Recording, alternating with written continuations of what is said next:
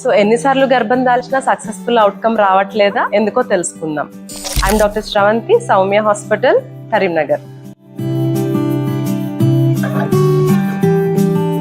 So main గా మనకి pregnancy వచ్చిన తర్వాత నిలవకపోవడానికి కారణాలు ఏంటంటే క్రోమోజోమల్ అబ్నార్మాలిటీస్, అంటే ఆడవాళ్ళ ఎగ్ లో గానీ ఆ మగవాళ్ళ వీర్యకణంలో గానీ ఉండే జన్యుపరమైన సమస్యలు. తర్వాత గర్భసంచిలో అడ్డంగా ఉండే కొన్ని గోడల వల్ల అమరిక సరిగ్గా లేకపోవడం వల్ల కూడా అబార్షన్స్ అవ్వచ్చు.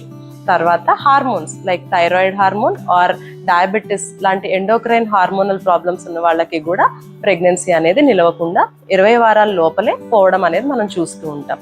వీటితో పాటు కొన్ని ఇన్ఫెక్షన్స్, లోపల గర్భసంచిలో ఉన్న ఇన్ఫెక్షన్స్ పిండం ఎదుగుదలని కాకుండా ఆపి అబార్షన్ అయ్యేలా చేస్తూ ఉండొచ్చు. అండ్ మనకి ఇన్హెరిటెన్స్, అంటే మన తాత ముత్తాతల నుంచి వచ్చే కొన్ని జన్యుపరమైన ప్రాబ్లమ్స్ వల్ల కూడా అబార్షన్స్ అనేవి మనం చూస్తూ ఉంటాం. అండ్ ఆప్లా అనే ఒక సిండ్రోమ్ ఉంటుంది, అది యాంటీఫాస్ఫోలిపిడ్ యాంటీబాడీ సిండ్రోమ్.